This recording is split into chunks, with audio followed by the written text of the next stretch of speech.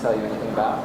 Yep. And we looked through a bunch of things and decided, like, this is the first one we're going to try. We gave them, was it 2 weeks?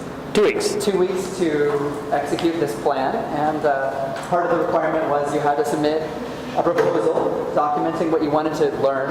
And the second part was this. You had to tell everybody what you actually learned. And the goal wasn't to produce a lot of artifacts. It wasn't to make a bunch of software.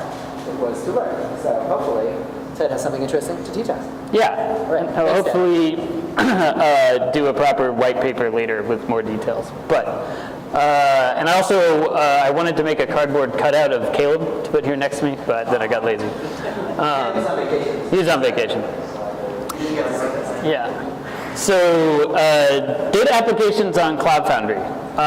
This is something I have been really interested in since I started working on Cloud Foundry and using it, which is the ability to deploy my entire application on Cloud Foundry. I know I can access services through the service broker, but if I want to experiment with something, it just feels like it would just be great if I could get started entirely on my own and use Cloud Foundry and not have to go outside of it. So that was the personal motivator for that, looking into this. But luckily, there's a lot of reasons why we might want to do this.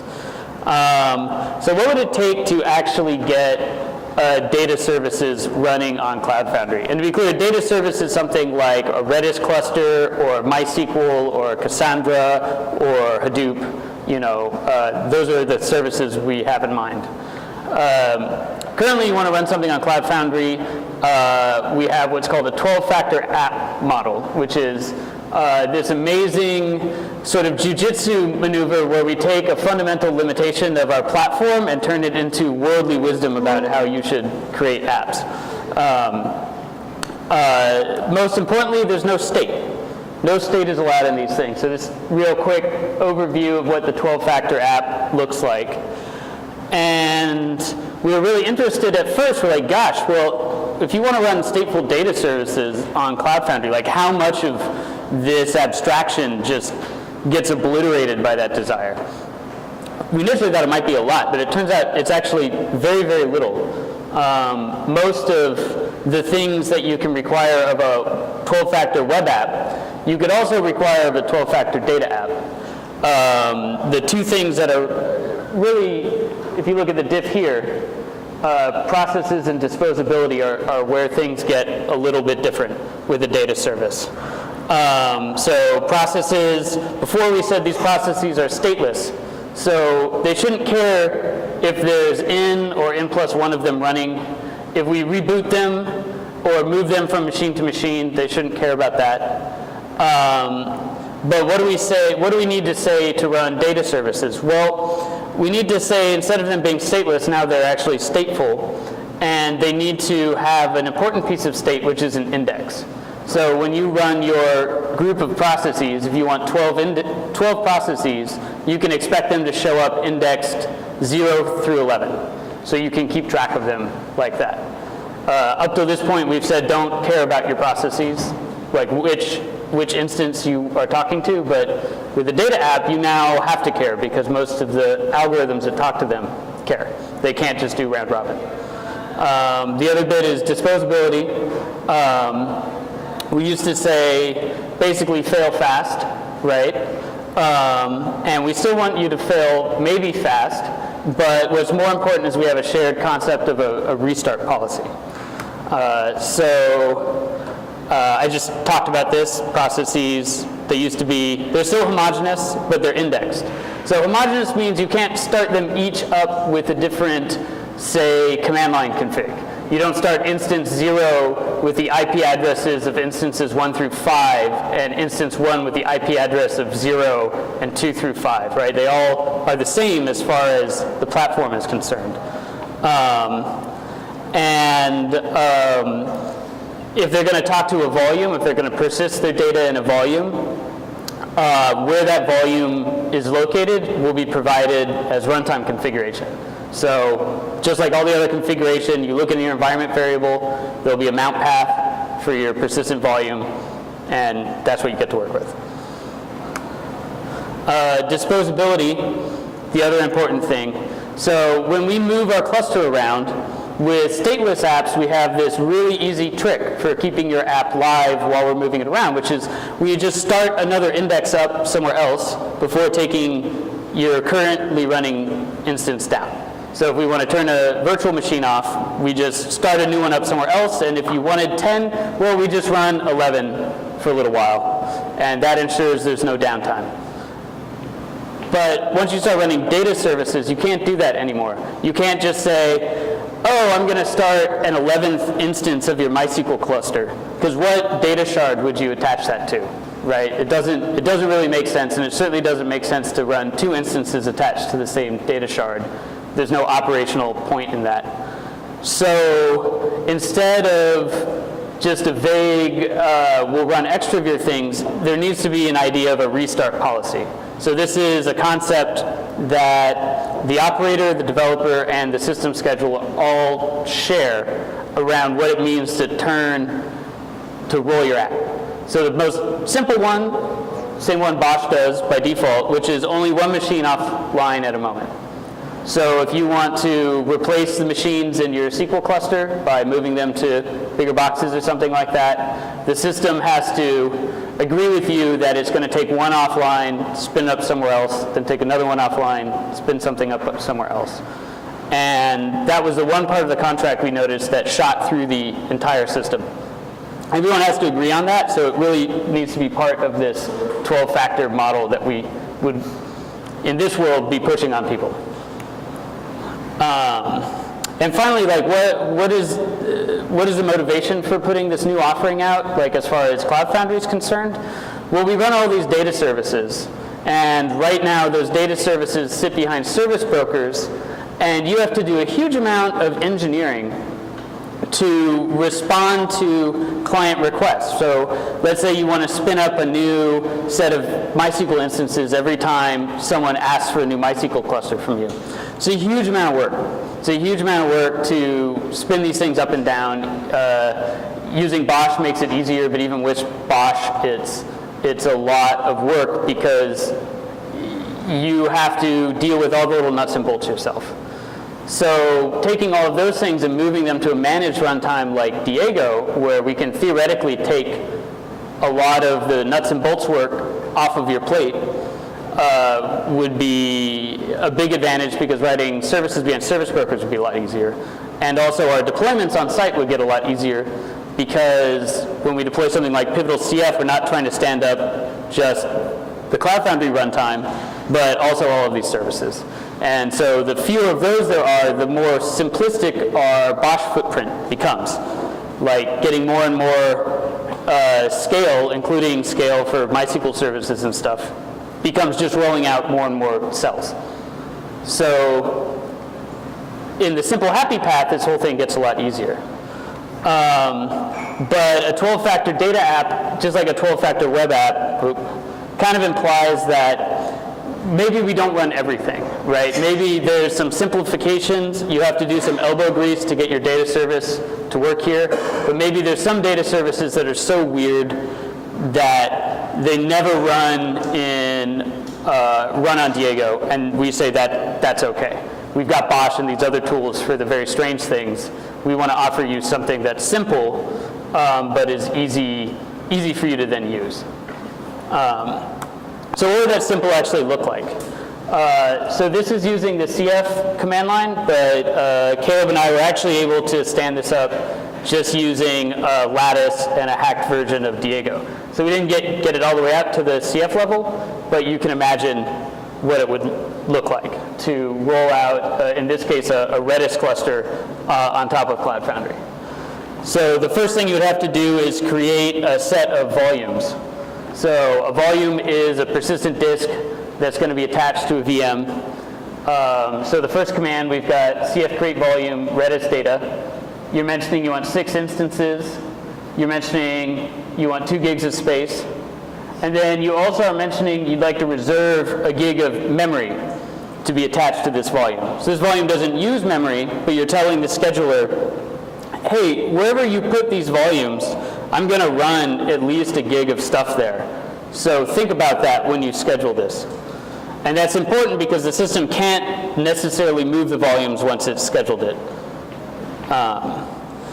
Then we want to actually push our Redis app and mount mount the volume on it. So cf push Redis cluster. I tacked on an imaginary second parameter where you can specify a rootfs. So here we're just saying the generic Docker Redis image. And then adding a mount volume directive to it, telling it you want this to run on machines and have access to the Redis data volume set. You would also normally have to specify mount path, like what path you'd want this volume mounted into your app. But the Docker Redis container contains a volume mount directive inside of it that we just read out. So it was kind of fun. That was like an easy win we got just because Garden already parses the Docker manifest files. Then you'd need a third piece, which is a Redis cluster manager. So this is the funny piece here, this Redis CM. And you notice it has a grant directive, which is, again, totally made-up thing. I don't know how networking or permissions would actually work, because we didn't study that. But you would spin up a cluster manager, and you would grant it the ability to look at the Redis cluster app. So it would be able to run with a client that would allow it to see all the network information about where your Redis cluster is, and also have the ability to modify it, spinning instances up and down on your behalf. And if you have those three pieces, then you can say something like cf scale Redis cluster up to 12. So you would scale the cluster up to 12, and then your cluster manager would notice that occurred. And then it would scale the number of volumes up to also be 12, so you could actually run it. And then once the instances showed up, it would send the Redis cluster meet directive to each one, because that's how Redis cluster works. Every new node that spins up, you have to explicitly tell it about another member who's already in the cluster for it to find the cluster. So all that cluster management just becomes another program running on Diego. So it's just another Cloud Foundry program. So if you've used Mesos or anything like that, you have to build like a framework and an agent and like all these pieces that are kind of deeply integrated with the Mesos runtime and are kind of tricky to write. It really seemed like we didn't need that to run persistent stuff and have them be managed. The Redis cluster manager would also conceivably be the thing that would respond to service broker requests as well. So you notice there's stuff changing around the service broker stuff coming into Redis cluster, and it decides it needs to spin more instances up to create a new cluster or something like that. So that's the interface that we shot for. Okay, 5 minutes. And then for the last bit, I'm just going to very quickly rush through the Diego implementation, but I'm going to cut that short just so we can do Q&A. So how this actually works on Diego. Quick overview of Diego. You've got a cell, which is like a DEA. That's where we're actually running containers. An LRP is what we call a process. So we got a set of processes we've distributed across the cells.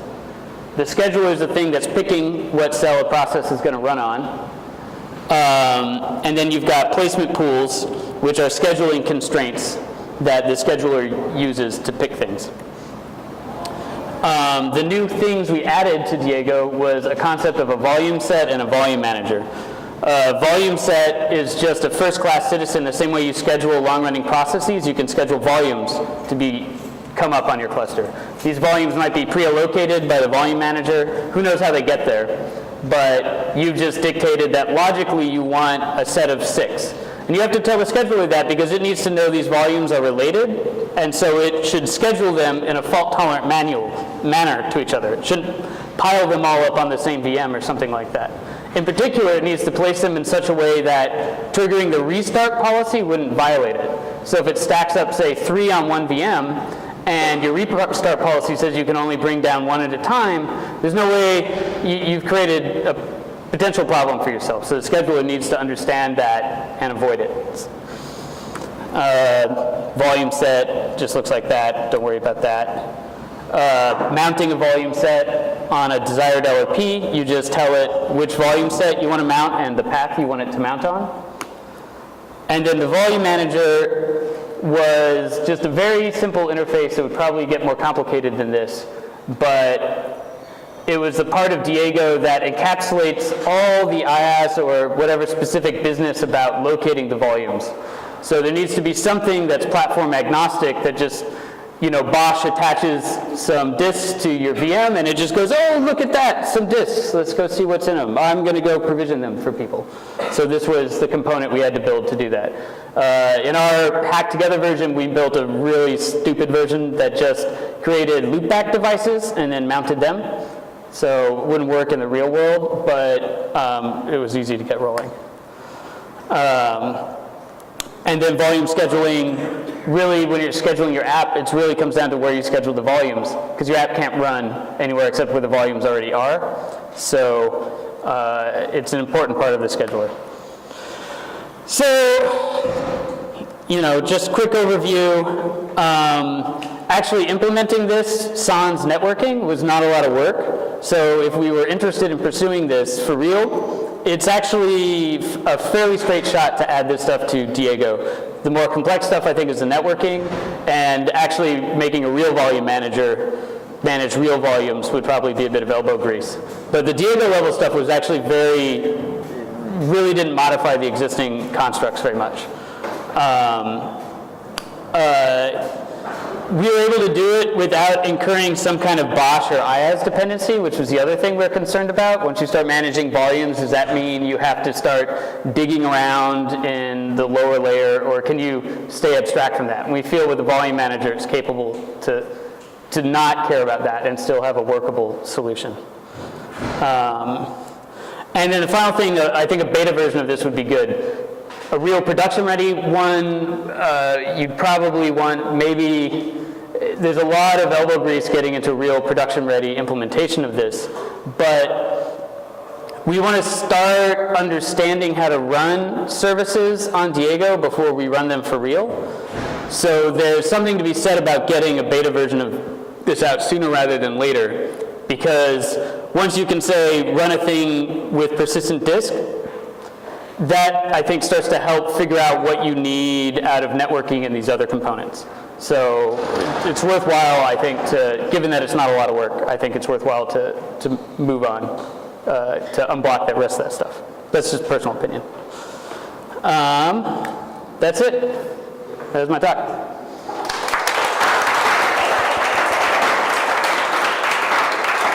Cool. So my thought is, if you guys want to talk to Ted about what he did, he'll be right here. Yeah, ask questions or feel free to, go do your thing. Any questions? Anybody? Going once? Where do you get the disks from if you don't talk to Bosch? Well, it's exactly it. The disks have to come from somewhere, but I don't think Diego needs to know. You have a volume manager who maybe knows. Maybe that's a pluggable piece. Does that mean you need to reallocate a ton of disks and say, here's my pool? I don't think so. Like, if the volume manager can know to say, look for mounted drives, and Bosch puts mounted drives in a certain spot, it can notice that they showed up. And it could look in them and look at some, say, config thing on it to tell that, oh, this is a disk that already has data on it, and it has this volume GUID such and such. So I'll just start publishing that this volume is now attached over here. Sure, but you're not dynamically creating disks at any point because you're not going out to the IaaS at all. So yeah. You're using the resources that have been pre-allocated for you. Yes, I think at its most basic, Diego doesn't, you as the Bosch operator would decide you want to have more disk available in your cluster. And so you just go to Bosch and say, attach more volumes. But you don't then have to then go to Diego and be like, now Diego, blah, blah, blah, this or that, or I have to roll you now so you can see the volumes. I think they could just be separate things. Will, slice you some containers and say, I have all these VMs, you have now some space on them with this container that you're running. Yeah. Is there a sort of a slicing or a containering idea for the volumes as well, that you can give out half of a disk instead of the entire disk? Yeah, I think that's the other thing you encapsulate with the volume manager, which is there's all these different things, there's all these different trade-offs around With volumes, are you talking like, for example, I can give you more flexibility in your volume size if I can take one volume and just give you part of it. But it's going to be a lot harder for me to control disk I/O in that situation, right? So you could see using placement pools as a way to be like, all right, you know, the slow but network attached storage is over here, and the volumes that are like literally hard disks that we shoved into this machine, that's this other placement pool. And so you have a way of indicating through placement pools which thing you'd want to run on. So you still have to ramp them up if you started running out, kind of like you ramp up on DAs. Yeah, I mean, you could see the volume manager and Diego starting to become something that drives Bosch, but you don't need it. Like, you could make this work fine without it, I think. Cool. All right. Thank you. So it feels like you will need to re-implement or either trigger Bosch for many things going further than just attaching one disk and that's it. So let's say I want to increase its size. We will need to mount a different one, copy over the stuff, unmount the existing one, and Bosch does all of that and it does it nicely. Right. So it feels like you either need to duplicate functionality or call Bosch for many of these things. Exactly. And the answer there was we looked at, well, you can implement it's possible for Diego to move volumes itself without doing it at the infrastructure layer. Like if you have a volume here that's not big enough, you can make a new volume set that's big enough, attach a program that copies the data, and then move your stuff over to it. Or you could have the Diego scheduler do this. But it would be very suboptimal, right? But it's a way to do it where you could say, here's the interface for how this works. And even if you don't have any special platform capabilities, it's still going to work. And then the platform capabilities come as basically optimizations and speed improvements, right? So if you've got Ceph or some kind of disk storage where it's already replicating the data for you or something like that. And so when you need to resize or something, it could do that very quickly somehow. Like if you have some mechanism for doing that faster, it would just look like it was going faster to the end user. It wouldn't be like they suddenly have to do something different or interact with it in any way. And I think that's where the win is for this approach. You wouldn't be able to do everything you could do with Botch, but most things would just work, and they would continue to work with the same interface in spite of us continuing to improve the implementation under the hood. That's what the tiny interface gives you. Whereas with Bosch, you've got this huge interface, and so like doing any kind of under the hood improvement is very difficult, right? Because the people can get in at any layer. So it's hard to do that. With Diego, we've never given people lower level access. So we can potentially stay really high level and simple and then make a lot of room for platform specific stuff underneath. I think we can do it. Cool. All right. Hey. You mentioned how clustered services might be orchestrated. Yeah. So this Redis manager, this is a mechanism for configuring a Redis cluster. Is that Redis specific? Yeah. Generalized to enable configuration of clustered services. Well, so the thing I think you notice with any kind of clustered data service is there's always application specific stuff that goes on. I imagine that the 12-factor data apps are coming. I think future stuff, now that people are already thinking about standardized cloud stuff, I think in the future you'll see people making data services that are kind of standardized and know to minimize that amount of stuff and mostly work where they just spin up and talk to each other and you don't have to do stuff. But most of the real ones don't do this. And there's always there's some piece in there that has to take what the infrastructure is telling it, and what the infrastructure and directing the infrastructure, taking the app metrics and what the cluster is telling you, and its command, and kind of glue that stuff together. And since like the data services make you do that, that's not something we can like get away from. But I think we can make it a lot simpler if, like here, let's see. So this is like what a very stupid cluster manager does. You get a Diego client, you get a Redis cluster, you ask it, hey, give me all the processes in this thing that I've been told to monitor. And you tell your Redis cluster manager, reset, right? You're like, I just spun you up, here's the state of the world, go deal with it, right? And then you can say, hey, subscribe to events. This is like a real thing we have in Diego right now, right? And you could just get events out of the cluster you're watching. So anytime, like, say, the desired LRP changed, like they changed some configuration, like, oh, I want 12 instances now, or an app showed up, or an app went away, you can have your cluster manager just ingest that information. And then also potentially drive the Diego client to be like, oh, I got like a service broker request, to make another, service of this size. So I want to spin up 4 more instances and then allocate this block of hash slots to that guy, or however it is you're managing it. Or maybe you're even managing multiple apps, right? And so you spin up your new, like instead of one giant Redis cluster, you're just spinning up a new cluster per customer who wants one and managing it that way.